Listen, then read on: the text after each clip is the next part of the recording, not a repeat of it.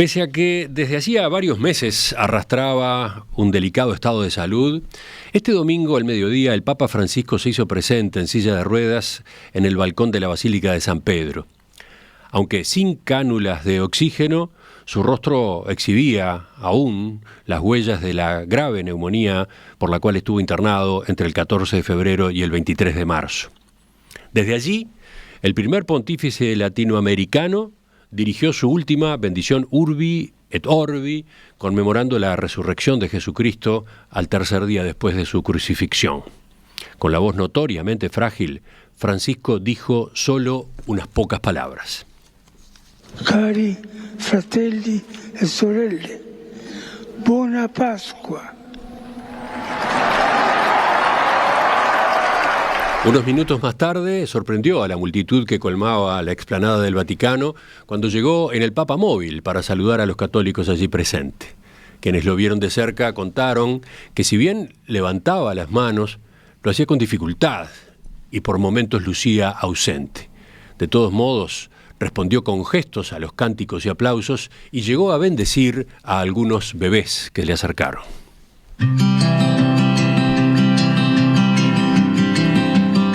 Este lunes a las 10 de la mañana hora local, el Vaticano informó que Francisco, de 88 años de edad, había fallecido 2 horas y media antes en la residencia de Santa Marta, donde tenía su dormitorio. Con el correr del día se agregaría que la muerte se produjo por un derrame cerebral que derivó en el coma y una posterior insuficiencia cardíaca. ¿Cuál fue el legado de Jorge Bergoglio? ¿Qué dejó este sacerdote jesuita argentino durante los 12 años al frente de la Iglesia Católica? ¿Le dio una nueva impronta, más progresista, a esa institución milenaria? ¿Qué cambios concretó Francisco en su papado? ¿Cuáles no logró? ¿Cómo fue su vínculo con Uruguay, por otro lado? Bueno, para conocer sobre esos y otros temas es que recibimos al cardenal Daniel Sturla, arzobispo de Montevideo, que el próximo jueves viaja a Roma para asistir a los funerales del Papa. Cardenal Sturla, bienvenido, gracias por acompañarnos. Gracias, Emiliano, un gusto estar con ustedes. ¿Cuántas veces estuvo con Francisco?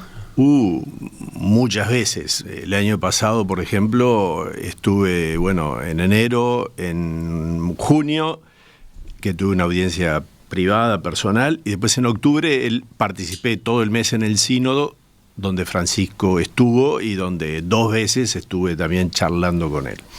Usted le debe a Francisco 2 nombramientos, ¿no? Exacto, él fue quien me nombró arzobispo de Montevideo y a los 10 meses, sorpresivamente, cardenal. Sí, arzobispo de Montevideo febrero de 2014 y cardenal en enero 2015, formalizado en febrero, ¿no? Exacto, sí. Y eso fue todo un tema porque usted pasaba a ser el segundo cardenal que ha tenido nuestro país después de Antonio María Barbieri, que fue nombrado en diciembre de 1958, ¿no? Exacto, por Juan XXIII, el cardenal Barbieri era arzobispo de Montevideo y si bien vivió muchos años, murió en 1979, pero ya en el año 64-65 él estaba muy enfermo y dejó el gobierno pastoral de la arquidiócesis. Ahí estuvo Monseñor Corso un tiempo como administrador y después el arzobispo Partelli.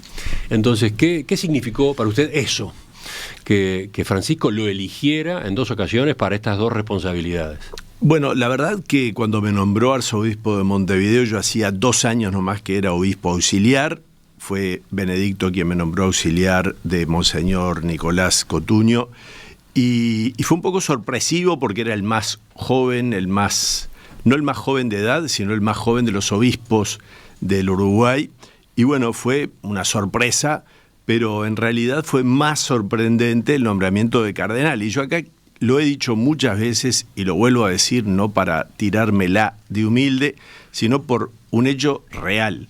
Francisco me hace cardenal no porque yo hubiera destacado en esos 10 meses de arzobispo, sino porque él tenía un gran amor a la Iglesia uruguaya y yo creo que fue un testimonio de amor a esta iglesia que hacía muchos años que no tenía cardenal y entonces que el arzobispo de Montevideo lo fuera, yo creo que fue un gesto de amistad, de cariño de Francisco hacia la Iglesia uruguaya.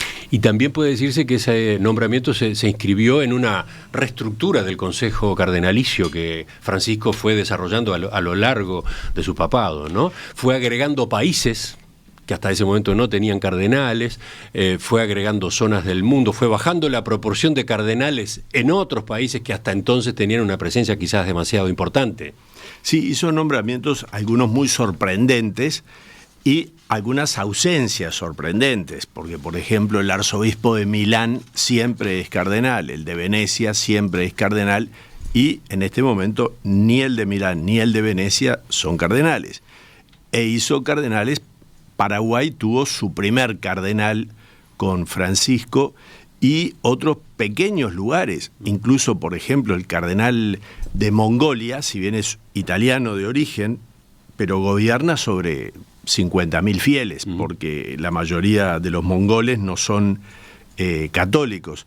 Lo mismo se puede decir de alguna pequeña isla del Pacífico, donde Francisco también nombró algún cardenal, no siendo una ciudad o una diócesis importante. Estas decisiones no eran caprichosas, tenían un significado, tenían una concepción detrás. Yo creo que hay que entenderlo también dentro de esa cuestión que Francisco explicaba de las periferias existenciales, que tiene distintas connotaciones, pero que él quiso llamar y poner en el centro a países que estaban más lejos, digamos así, entre comillas, o a situaciones y personas que estaban y que viven en las periferias de la vida. Uh-huh. Conviene recordar acá que Jorge Bergoglio no fue designado papa luego del fallecimiento de su antecesor. Se dio allí una situación poco frecuente. La Iglesia Católica debió nombrar un nuevo papa porque el anterior, Benedicto XVI, había abdicado, ¿no? Benedicto fue papa entre 2005 y 2013. Esa es una anotación a tener en cuenta, ¿no? ¿Qué importancia le asigna? Bueno, yo creo que la tiene, sí, en cuanto que tomó muy de sorpresa a los cardenales. Nosotros podemos pensar que en estos meses, bueno, se veía el deterioro de Francisco. Igual, hoy por hoy, sabemos que con la medicina pasan cosas asombrosas. De hecho, el Papa Juan Pablo II, hace 20 años, vivió mucho tiempo también en situaciones muy frágiles de salud. Pero en el caso de Benedicto se lo veía bien, o sea, su renuncia sorprendió, y además totalmente inesperada, porque hacía 800 años que no sucedía en la historia de la Iglesia que un papa renunciara, y todavía en realidad algunos dicen que es la primera, porque aquellos tenían que ver con situaciones muy, digamos, problemáticas que no eran las que la Iglesia vivía en el 2013 cuando Benedicto renunció. Entonces eso toma de sorpresa a los cardenales. Él explica que abdica porque no se siente con fuerza para terminar de llevar a cabo determinadas tareas que él mismo se había propuesto, ¿no? Exacto, yo creo que ahí también influyó que el Papa Benedicto, esto es una opinión personal obviamente, vio los últimos años de Juan Pablo II, y yo creo que entendió que no era bueno para la Iglesia ver el deterioro progresivo de un papa, y donde entonces siempre entra la suspicacia de quién gobierna la Iglesia, ¿verdad? Porque eso es un tema delicado siempre con un papa enfermo o en una situación de fragilidad. También hablaba de algún modo de resistencias dentro de la Iglesia a algunos cambios que él estaba impulsando, de correlaciones de fuerzas. Bueno, a Benedicto le tocó tiempos muy difíciles y una oposición cerrada desde el comienzo. O sea, Benedicto no fue un papa, digamos así, recibido con aplausos de todas partes. No, él ya tenía como prefecto de la doctrina de la fe, era un hombre conocidísimo en la Iglesia, un teólogo excepcional, un hombre de una cultura extraordinaria. Entonces ya tenía mucha gente en contra, digamos, y yo creo que hubo un socavar su figura. Por ejemplo, él hacía declaraciones en los medios, hubo una famosa en un avión yendo al África, que fue eso lo que quedó de su viaje, en lugar de todos los mensajes bien pensados que él había destinado en sus discursos a los países africanos. Ajá. Entonces, ¿cuál era el motivo de esas resistencias, en síntesis? Bueno, yo creo que Benedicto representaba de algún modo una línea de continuidad en la Iglesia, si se quiere, para explicarlo más sencillamente, más conservadora. Ajá. Los términos esos para mí son muy relativos, pero sería un poco lo que despertaba críticas y sacaron cosas que no tenían nada que ver y que siguen hoy de algún modo destilándose en algunas películas. Por ejemplo, eso que se dice de su pasado en las juventudes hitlerianas, cuando se sabe que su familia era una familia de oposición al nazismo y que él sufrió inmensamente el haber tenido que tomar las armas al final de la guerra siendo un chiquilín además. Entonces, ¿qué cambió con el pontificado de Francisco? Francisco trajo un aire distinto a la Iglesia. Primero, un aire latinoamericano. Y ahí hay una diferencia muy grande porque la Iglesia en Europa, bueno, tiene 2000 años de historia, es una Iglesia que tiene una cantidad de tradiciones y de, digamos así, de estilos que tienen que ver con su historia milenaria. En cambio, el ceremonial, Francisco, la pompa, el exacto. lujo. Sí, que después uno ve que es relativo, pero que de algún modo están en el imaginario y sí están en ciertos estilos, sobre todo en los italianos es muy marcado, quizá también. Y el estilo latinoamericano, y yo diría también el estilo rioplatense, es distinto. Es decir, hay una cercanía, hay un poner siempre la broma, hay una cuestión de no nos gusta estar encasillados, esa cuestión que manifestó Francisco de entrada para ir a vivir a Santa Marta, de que lo hacía por razones psicológicas, necesitaba el encuentro con la gente. Sí, sí. Recordemos lo que es la residencia de Santa Marta. Exacto, los papas vivían siempre en el Palacio Apostólico, siempre, ¿no? Hace 500 años en el Palacio Apostólico frente a la Plaza de San Pedro, digamos, y la residencia de Santa Marta es una residencia donde viven sacerdotes que trabajan en el Vaticano, pero también donde pasan por allí muchos obispos cardenales que van a reuniones en Roma. Entonces el Papa ahí podía de algún modo encontrarse casualmente con mucha gente. Además de que su habitación, digamos, su espacio, su dormitorio terminaba siendo obviamente más austero que la alternativa clásica y tradicional, ¿no? Sí, esas cosas después, como yo entiendo que son muy relativas, pero digamos que sí, al menos en la apariencia. Ajá. Entonces por ahí van algunas de las pistas. Yo veía, por ejemplo, este resumen en una nota de prensa. Su pontificado estuvo marcado por un impulso de renovación dentro de la Iglesia, con ejes en la inclusión, el diálogo interreligioso, la preocupación por la crisis ambiental y el compromiso con la paz. Sí, ¿Ese es un buen esquema? Yo creo que sí, pero hay que tener en cuenta primero que la función principal del Papa es confirmar en la fe a sus hermanos católicos. Eso va a tener que explicarlo un poquito más. A ver, esa es la función principal del Papa. Bueno, eso es lo que le dice Jesucristo a San Pedro. Confirma en la fe a tus hermanos. El Papa tiene como misión principal ser el centro de unidad de toda la Iglesia en torno a la fe en Jesucristo. Esa fe que la Iglesia proclama, justamente este año son 1700 años del Concilio de Nicea, que fue el concilio que elaboró lo que rezamos en la Iglesia, que se llama el credo. Entonces, un papa es un garante de la fe. Eso es su tarea principal. Y después es centro de unidad en la Iglesia. Pongo un ejemplo para que se explique. Estaban, por ejemplo, reunidos en el Sínodo de Obispos en el mes de octubre. En el Sínodo había obispos de todo el mundo y había laicos, laicas, religiosas de todo el mundo, porque el Papa ha querido que participaran y que tuvieran voz y voto. Había distintas opiniones. Hablaba el Papa, y yo puedo asegurar que había un sentir colectivo de escuchar a Pedro, de escuchar a aquel que garantiza la unidad de la Iglesia. Es decir, uno eso lo vivía, lo sentía y lo creía. Entonces, y esa es la función principal del Papa, no es otra, es decir, es esa. Después el Papa tiene, además, como pastor de la Iglesia en un momento determinado, subraya determinadas cosas. Yo creo que ahí hay un aporte del Papa Francisco fundamental, que es poner a los pobres en el centro de la atención pastoral de la Iglesia.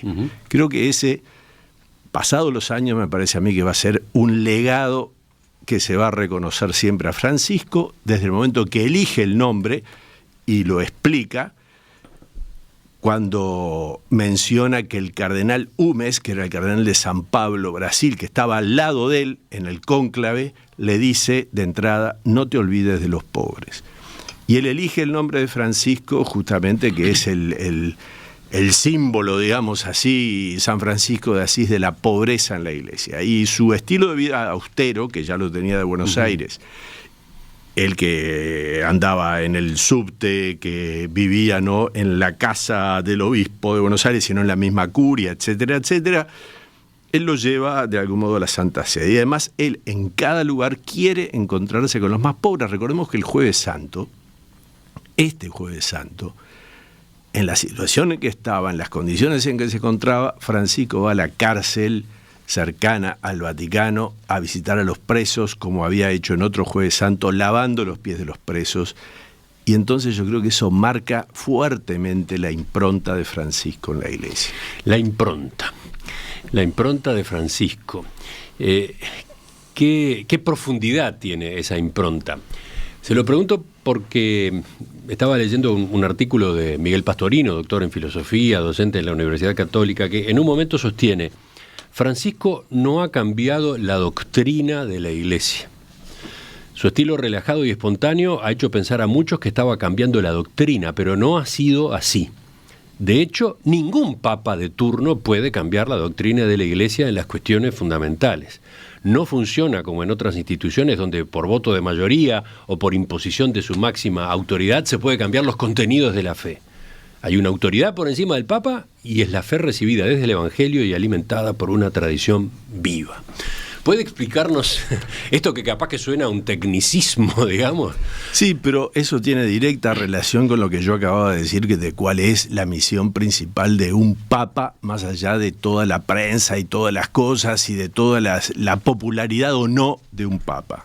La función principal es confirmar en la fe a sus hermanos, y eso es lo que explica ahí de un modo muy, muy bueno el profesor Miguel Pastorino. Es decir, el Papa no puede cambiar la doctrina, porque la doctrina es recibida, es el Evangelio tal como la Iglesia lo ha recibido y tal como la tradición, que la tradición no es las costumbres, la tradición viva de la Iglesia es la corriente de vida que une a todos los cristianos de generación tras generación y que nos une directamente con los apóstoles hasta hoy. Aclaremos el término doctrina, voy al diccionario de la Real Academia. Conjunto de ideas u opiniones religiosas, filosóficas, políticas sustentadas por una persona o por grupo. O sea, el conjunto de ideas u opiniones religiosas en este caso, ¿no? Bueno, en el caso de nosotros de la Iglesia Católica decimos el contenido, se llama el depósito de la fe, es el término técnico, digamos así. Bueno, entonces el Papa no cambia la doctrina, ningún Papa cambia la doctrina. Ningún Papa lo hace ni lo puede hacer. Justamente se trata de custodiarla y de confirmar en esa misma fe a los católicos de la época en que vive el Papa. Entonces, si no cambió la doctrina, ¿qué cambió? Veía acá declaraciones de unos jóvenes que llegaron a la Basílica de San Pedro con sus bicicletas en el día de ayer. Consultados por la prensa, uno de ellos decía: no cambió la doctrina de la Iglesia, sino su pastoral. O sea, la forma de vivir la fe y de testimoniarla en el mundo. Exacto, me parece brillante, muy bien explicado. Yo creo que ese es el gran aporte de Francisco. Él lo dice de entrada. A mí hay una expresión de Francisco que me encantó en sus primeros tiempos, cuando él hablaba de una iglesia que era preferible que se accidentara por salir a que se enfermara por quedar encerrada. Y después la otra expresión que a mí me gustó mucho es la iglesia hospital de campaña que recibe a los heridos como vienen. Bueno, eso es algo que para Francisco fue fundamental y que yo creo que es un gran aporte de estilo pastoral, de cercanía con la gente, de cercanía con los que sufren, de cercanía con aquellos que se pueden sentir excluidos. Ajá. ¿Y qué importancia tiene eso? ¿Qué importancia tiene la modificación de la pastoral?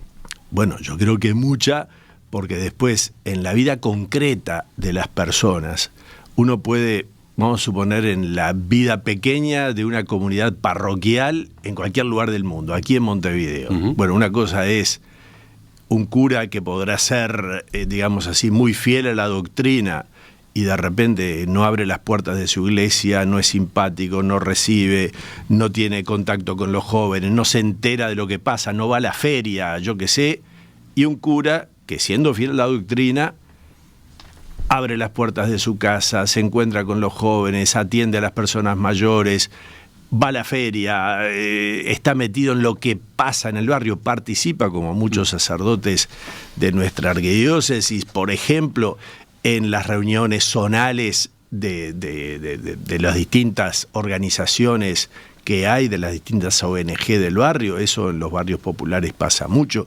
Entonces ahí uno tiene un cura, en la fidelidad a la doctrina, que suponemos en todos, en algunos podrá estar un poco rengueando, pero eso puede pasar como en todas las situaciones, cercano, vecino, buen pastor.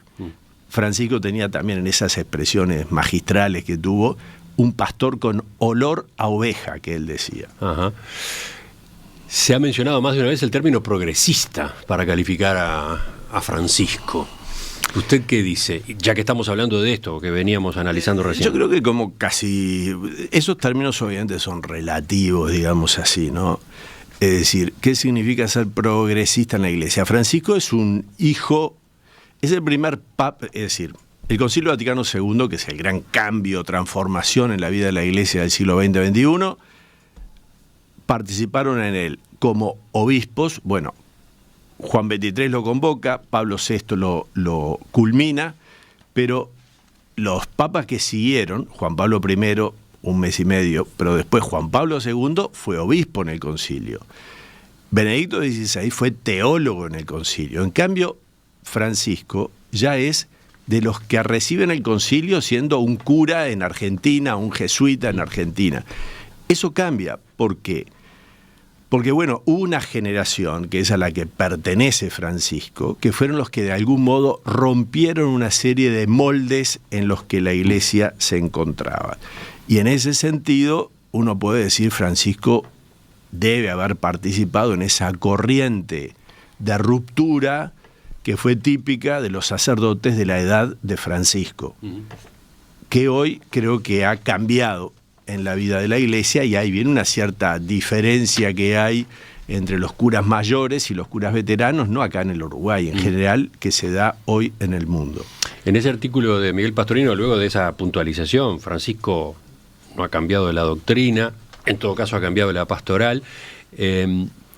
Después el autor se refiere, da un ejemplo conocido a propósito de esta confusión.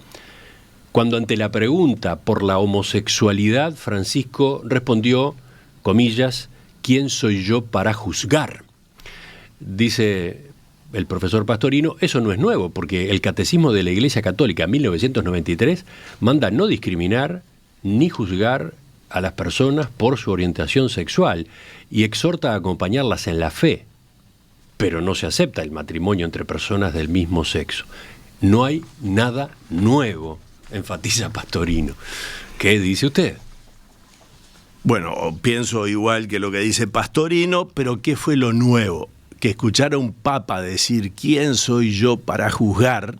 Tuvo una fuerza de eslogan y de acercamiento que muchas personas lo recibieron así, y bienvenido, porque de repente lo que dice la Iglesia en un documento no llega. Los gestos y las palabras estas fuertes de Francisco llegaban a la gente mucho más que un documento de la Iglesia. Pero en el contenido de la doctrina, también de la doctrina moral de la Iglesia, no hay cambios. Y agrego la última frase de ese mismo texto, dice, los que lo califican de progresista no saben qué pensar cuando este papa habla en contra del aborto o de la llamada ideología de género, no para referirse al feminismo, sino a algunas teorías sobre la sexualidad humana que la reducen a una mera construcción sociocultural. ¿Es entonces un conservador que se hace el progresista? ¿Un progresista que se cuida de no escandalizar a los conservadores? No, ni una cosa ni la otra. Es católico. Podrá gustar más o menos su estilo, pero la doctrina es católica. Bueno, sí, no hago más que coincidir con el artículo de Miguel, porque creo que es realmente así y que no puede ser de otra manera, ¿verdad? Es decir, porque esa es la continuidad y lo que hace que la Iglesia Católica sea Iglesia Católica. Obviamente que los estilos influyen muchísimo. El tímido Benedicto XVI no es el mismo que el antiguo actor de teatro Juan Pablo II, claro. Y no es lo mismo que el porteño, digamos así, simpaticón y con algo de desfachatado, lo digo con toda, digamos, con todo cuidado, que era Francisco. Es decir, cada uno aportó su estilo. Esto es típico, pero también, ojo, estilos que abrieron puertas, no lo dudo. Es decir, un homosexual se ha sentido mucho más cercano seguramente a Francisco con esa frase y con gestos concretos que él hizo de recibir a personas LGBT, de tener encuentros, por ejemplo, de apoyar a un sacerdote en Norteamérica que trabaja con estas personas, que con una figura más, digamos, serena, tímida, como puede haber sido Benedicto. Y eso marca también una impronta en la Iglesia, porque, bueno, vivimos en un mundo donde las comunicaciones tienen una rapidez descomunal, donde la imagen tiene una fuerza que obviamente no la tuvo en los siglos que nos precedieron, y por lo tanto esos gestos de Francisco calaron hondo en la conciencia de mucha gente. Sigo por ese lado. En este caso es el testimonio de José, que también estaba ayer en la Plaza de San Pedro, argentino, por otro lado, y declaró en una nota que publica hoy La Diaria: es un gran orgullo para nosotros los argentinos haber tenido un papa que fue tan revolucionario y valiente. Quiero recordar, decía este hombre, que fue capaz de decir muchas verdades, por ejemplo, sobre el genocidio de Gaza, incluso en la cara de los poderosos, también a aquellos que ahora lo llenan de elogios, pero que no escucharon sus palabras. ¿Cómo ve esta evaluación? Bueno, yo creo que tiene mucho de cierto, pero lo que pasa es que uno, como ya se pone viejo uno recuerda que nadie se opuso más que Juan Pablo II a las dos guerras de Bush padre y de Bush hijo en Irak. Nadie se opuso más. Cuando todo el mundo, todo Occidente aplaudía esas guerras, ahí Juan Pablo II las criticó fuertemente.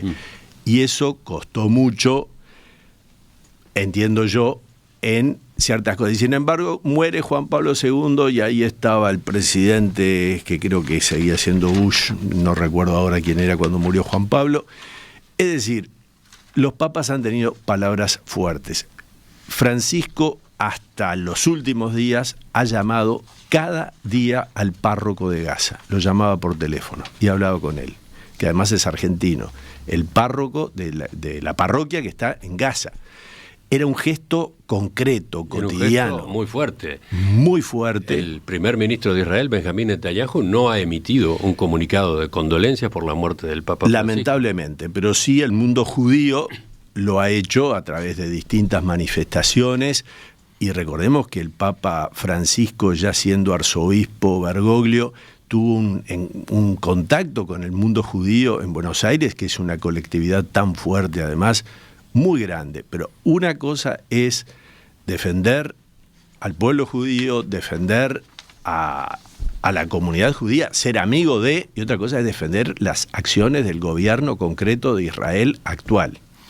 Entonces, a partir de este tipo de pronunciamientos, a partir de este tipo de activismo, podría denominarse, hay análisis que dicen: fue un papa muy amado y muy odiado, encarnó una ética cristiana simple y concreta, centrada en la paz, el ambiente y la fragilidad humana, más que en dogmas y metafísica. Este enfoque atrajo a muchos laicos que sintieron una sintonía ética sin necesidad de convertirse a la fe, y este es probablemente el motivo por el cual ejerció un fuerte atractivo, especialmente sobre los no creyentes. Esto de vuelta remite a esta nota en La Diaria de hoy. Y eso es lo que quería preguntarle. ¿Usted percibe que ha pasado eso? ¿Que Francisco ensanchó la influencia de la Iglesia Católica, que capaz que venía castigada, cascoteada últimamente, antes de él? Yo creo que en parte sí, pero los frutos se van a ver más adelante. ¿Qué quiero decir con esto?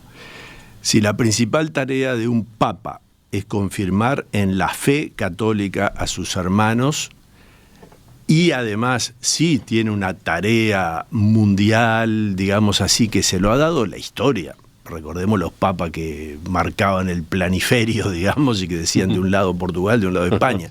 Es decir, yo creo que Francisco ha sido muy amado fuera de la Iglesia por muchos, también fuera de la Iglesia ha sido odiado por otros, pero que en la interna de la Iglesia, bueno, ahí es donde hay muchos, todos reconociéndolo como el sucesor de Pedro en la fe, los que tenemos fe católica. Pero, bueno, hay diferencias porque hay estilos o cosas que han chocado a algunos. Deja dentro de la Iglesia una división. No sé si diría la palabra división, pero sí es una Iglesia que en algunas cosas ha quedado un tanto perpleja frente a algunos hechos o gestos de Francisco que han sido muy aplaudidos fuera, pero que dentro han suscitado algún interrogante. Eso es objetivo, me parece, más allá de lo que a uno le pueda parecer. ¿Un ejemplo de esos hechos o gestos que provocaron escozor adentro de la Iglesia? Bueno, su encuentro, por ejemplo, interreligioso, sobre todo hay una declaración que él afirma, hubo un programa televisivo de él con varios jóvenes, donde algunas de sus afirmaciones, bueno, crearon cierta sensación de ambigüedad en algunos temas que son muy sensibles con respecto a la fe, digamos así. Como yo creo que Francisco muchas veces en esa apertura a los no creyentes, en esa apertura al mundo, digamos así, jugaba en una línea frágil. Hay una película fantástica que actúa Gregory Peck, Púrpura y Negro, viejísima, de la época de la Segunda Guerra Mundial, cuando en el Vaticano se refugiaba a muchos judíos en Castel Gandolfo. Bueno, y el actor que es como un cardenal, en un momento los nazis lo quieren apresar y él camina en la línea divisoria entre el Vaticano y el Estado italiano y da como un paso hacia Italia, entonces ahí estaban las tropas nazis para apresarlo, y vuelve a el territorio vaticano, territorio neutral. Yo creo que Francisco muchas veces, en muchos aspectos, ha jugado en esa línea y ha recibido muchos aplausos y ha recibido también críticas. Sobre esto vamos a volver, sobre este punto, sobre lo que implica para lo que viene ahora para la Iglesia Católica, vamos a volver enseguida en la segunda parte de la entrevista. Estamos con el cardenal Daniel Sturla, estamos evaluando el legado del Papa Francisco que falleció este lunes, estamos tratando de avisorar hacia dónde va la Iglesia Católica ahora. Este lunes amanecimos con la noticia del fallecimiento del Papa Francisco a los 88 años de edad. Jesuita, argentino y el primer latinoamericano que llegó al sillón de Pedro, Jorge Mario Bergoglio lideró la Iglesia Católica por más de 12 años, luego de su designación el 13 de marzo de 2013. Hoy, en la entrevista central, estamos profundizando en su legado y para eso nos acompaña el cardenal Daniel Sturla. Cardenal Sturla, hablábamos recién en la primera parte de la entrevista de cómo cambió Francisco la pastoral, no la doctrina de la Iglesia, la pastoral. Pero sigamos avanzando. La gestión del Papa Francisco incluyó varias líneas de trabajo importantes adentro de la Iglesia, desde la reforma de la curia romana hasta la lucha contra los abusos sexuales a menores. ¿Qué dice usted sobre esta parte de su gestión, de su trabajo? Bueno, la reforma de la curia romana es un organismo difícil, digamos así, porque, claro, una cosa acá, cambiar los ministerios, tienen 50 años, 100 años, otros son más recientes. La curia romana tiene 2000 años, es difícil de cambiar, pero aparte el cambio grande son las personas. Hizo una reforma de la curia, Pablo VI había hecho una, Juan Pablo II había hecho otra, bien. Sí, después fue importante ese concepto de sinodalidad que el Papa Francisco puso en la Iglesia y que más allá de que convocó 2 sínodos sobre ese tema, ¿qué quiere decir esto? Bueno, que en la Iglesia todos seamos corresponsables de la vida de la Iglesia, o sea que no dependa del cura, del obispo, del Papa, sino todos los que integran la Iglesia, laicos, laicas, religiosos, religiosas, sean corresponsables. Y ahí es también algunas designaciones novedosas, digamos así, que el Papa Francisco ha hecho, de algunas religiosas en puestos clave y de algunos laicos en puestos clave del Vaticano. Después, la multiplicación de escándalos por abuso sexual de menores, desde Irlanda, Alemania, pasando por Estados Unidos o Chile, bueno, Uruguay mismo, fue uno de los desafíos más dolorosos que tuvo que encarar. ¿Qué aportó en esa materia? Yo creo que ahí el gran aporte o el gran cambio lo hace Benedicto XVI, que cuando asume como tal, él ya siendo prefecto de la doctrina de la fe, le había pedido a Juan Pablo II que esos casos pasaran a la órbita del dicasterio que se llama de la doctrina de la fe. Y Benedicto sabía de qué se trataban los temas y Benedicto encaró con mucha fuerza estos temas. Y también tuvo gestos importantes como de reunirse en distintos países, por ejemplo en Irlanda, con las víctimas de abusos. Francisco en realidad continuó la tarea de Benedicto XVI y también tuvo gestos de cercanía.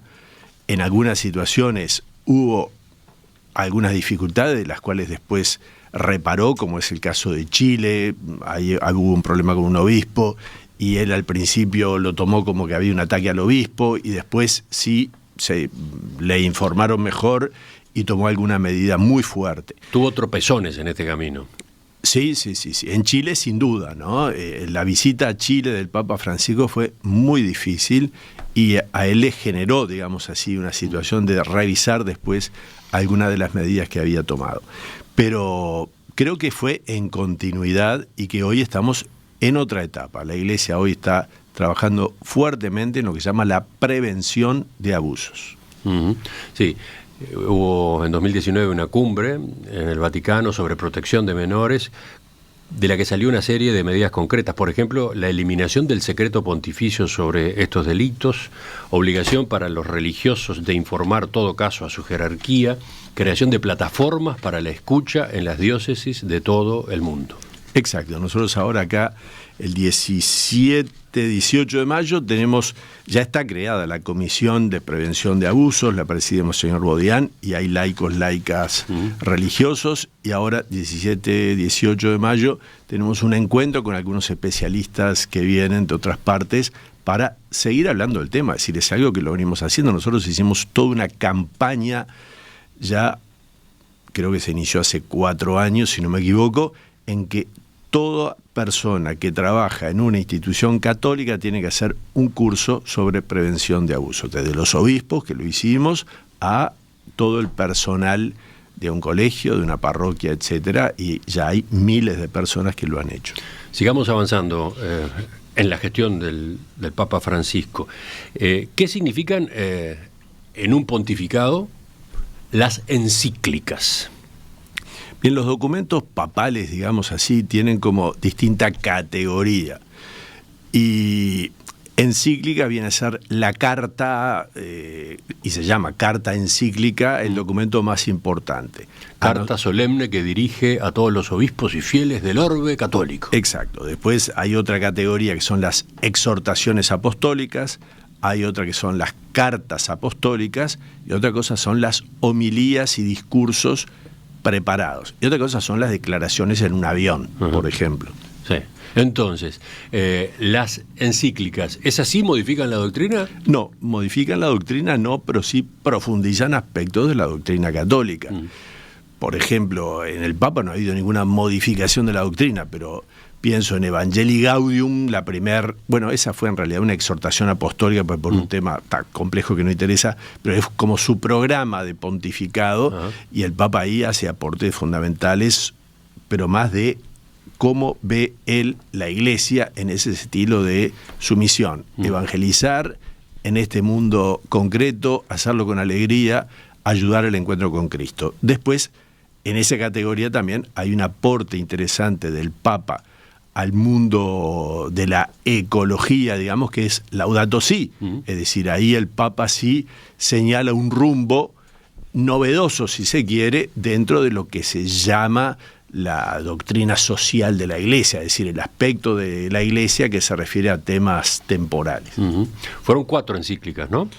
Lumen Fidei, Ajá. Laudato Si, Fratelli Tutti y Dilexit Nos. Sí. Fratelli Tutti también es un aporte muy interesante del Papa sobre la fraternidad universal. Las palabras son de italiano, en general las primeras palabras de las encíclicas son en latín, pero Fratelli Tutti porque es una expresión muy querida a San Francisco de Asís. Hermanos todos, ¿no? Hermanos todos. ¿Qué importancia tuvo? Bueno, yo creo que señaló también el hecho de algo que Francisco tuvo mucho en su corazón, que es el ver que toda la humanidad somos hermanos, compartimos la misma naturaleza humana, compartimos la misma realidad de venir del Creador. La Iglesia sostiene así doctrinalmente que en cada ser humano Dios crea el alma inmortal, o sea, todos somos objeto de la creación de Dios más allá de, obviamente, del concurso de nuestros padres. Entonces, si usted mira el conjunto de las 4 encíclicas, ¿qué saca? ¿Qué implican desde el punto de vista justamente de este papado? Bueno, yo creo que más allá de las encíclicas, reitero, su aporte programático fue una exhortación apostólica. Fue el primer documento, el que mencioné al principio. Lo que pasa es que el Lumen Fidei era una encíclica que la hizo Benedicto, tenía el borrador. Esa fue la primera encíclica, claro, pero dice que en realidad viene de Benedicto, y tanto que el mismo Papa Francisco dijo, esta es una encíclica escrita a 4 manos, refiriéndose obviamente a Benedicto y a él. Benedicto había hablado de la caridad y la esperanza, le faltaba la fe, que son los 3 virtudes teologales que se llaman, entonces esa es la menos de Francisco, digamos. Pero sin duda la exhortación apostólica Evangelii Gaudium, esa sí es muy de Francisco, donde él ahí expresa sus ideas sobre la Iglesia, sobre todo, sobre su misión evangelizadora, sobre la necesidad de poner en el centro a los más pobres, da consejos prácticos también a los curas, que las homilías sean cortas, etcétera. Es decir, es muy de Francisco. Después yo creo que también la de la Casa Común marcó todo un rumbo novedoso en la Iglesia, novedoso por el compromiso que implicó en la Iglesia a partir de ahí, el compromiso ecológico, yo qué sé, no sé, pongo ejemplos. Aquí en la Arquidiócesis hemos hecho cuestiones de los nodos ambientales, de las huertas orgánicas, del cuidado de la basura en muchos colegios. De algún modo responde a ese espíritu de Francisco del cuidado de la casa común. Fratelli Tutti fue un decir, todos somos hermanos, construyamos una casa común, en paz, donde todos podamos convivir aún en las diferencias religiosas, políticas, etcétera. Tiene mucho que ver también con el tema de los migrantes. Sabemos lo que eso significa en Europa. Ahí Francisco tuvo gestos muy importantes. Ir a Lampedusa, una pequeña isla del sur de Italia, donde llegan las barcas que salen del norte de África. Y en otros lugares también él ha tenido esos gestos cercanos con los migrantes y ha puesto en plena Plaza de San Pedro un monumento a los migrantes moderno puesto en esta época. Y de algún modo responde también al espíritu de esa encíclica. ¿Hasta dónde llegó en lo que se había propuesto? ¿Qué no logró? Bueno, no sé decirlo cabalmente hasta dónde llegó Francisco. Yo creo que él mantuvo la fidelidad a la fe católica y confirmó en la fe a sus hermanos. Eso fue su tarea primordial de Papa y la cumplió cabalmente. Después, yo creo que él tuvo una apertura a la gente que acercó a muchos de fuera, mirando con simpatía a la Iglesia católica, mirando con cercanía. Me escribió hoy, por ejemplo, Rafael Radi, científico uruguayo que pasó a integrar la Pontificia Comisión de Ciencias, que es una institución de iglesia secular y que tiene mucha importancia en el mundo académico científico. Y bueno, hasta donde yo sé que es exalumno de un colegio católico, Rafael, pero creo que no es de fe católica, me parece, ojo, no lo sé cabalmente.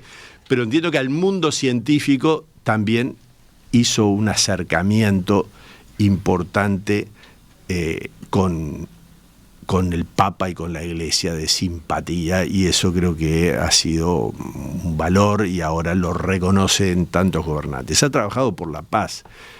Inició la guerra de Ucrania y el Papa en su autito, es decir, por supuesto con chofer, pero me refiero, el Papa no ha querido usar los grandes autos, etcétera, fue a la embajada rusa al día siguiente del inicio de la guerra, y bueno, uno entiende, aunque no se sabe lo que allí dijo, que ese gesto de haber ido es tremendamente significativo, y ha querido, y ha hecho, y ha enviado al cardenal Zuppi, un papable, a hablar a Rusia y a Ucrania, en fin, ha tenido varios gestos de distensión con el mundo.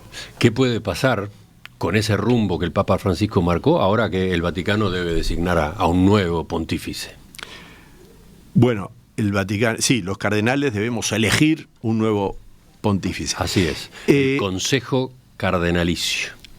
Sí,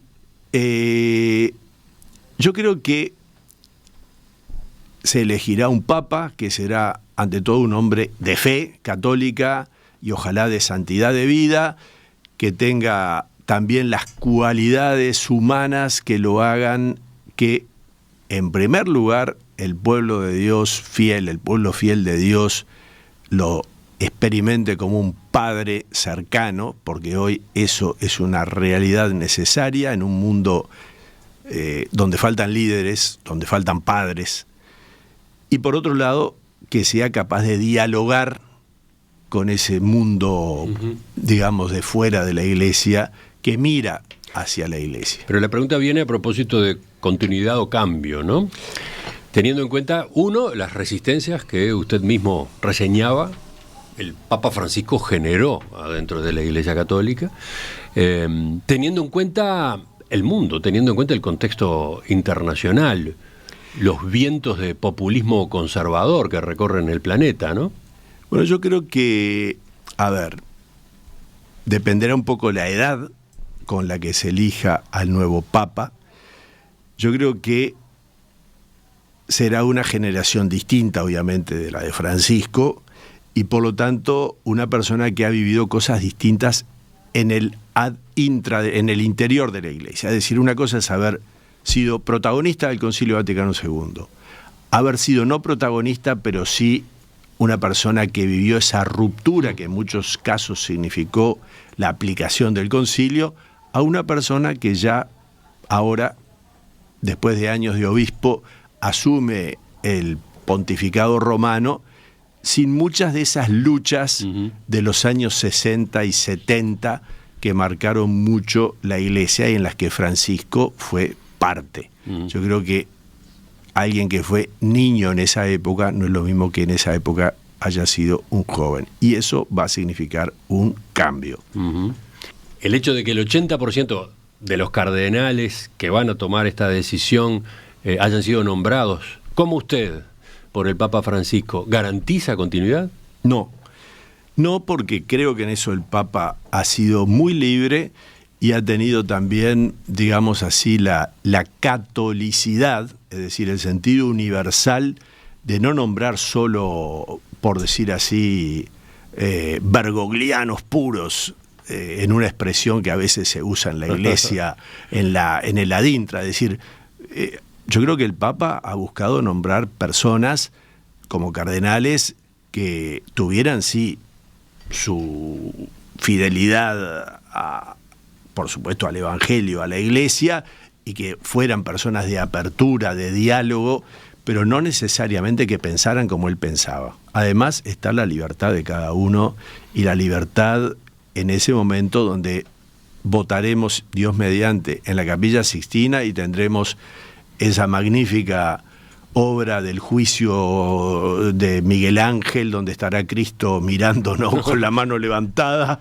Más vale hacer las cosas bien. No, pero impresiona ese porcentaje, ¿no? Llevó adelante una transformación enorme del conjunto de los cardenales, del Congreso Cardenalicio, ¿no? Exacto, porque esto, bueno, él se pasó del número, digamos así, el número de cardenales electores estaba fijado en 120 y él el año pasado nombró un conjunto de cardenales por los cuales va a ser el cónclave con mayor número de cardenales de la historia, porque creo que hoy los electores somos 135.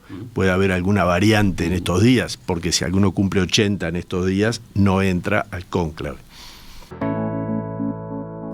Para terminar, Cardenal Sturla ya tiene todo pronto para viajar este jueves. Va a asistir a los funerales del Papa Francisco. Sí, parto el jueves, llego el viernes a Roma y el sábado ya está fijado la misa de funerales de Francisco. Bueno, todo pronto no sé, pero porque yo soy muy de último momento. Yo me iba a Israel, Tierra Santa, a una peregrinación el lunes, así que ahí hubo cambio de planes, tengo alguna valija medio pronta. Y una vez que llega a Roma, ¿ya se queda para participar del cónclave que elige al nuevo Papa? Sí, yo me quedo en una residencia que los salesianos tienen en el mismo Vaticano, digamos, dentro de los muros del Vaticano, me quedo ahí, pero obviamente saldré a respirar aire, y porque recién cuando empieza el cónclave es cuando vamos a vivir a Santa Marta, los cardenales, y de ahí sí entra un poco el estar fuera de contacto con el mundo exterior. Extrañaré el celular, supongo. ¿Se hará un tiempo para ir a la heladería Padrón?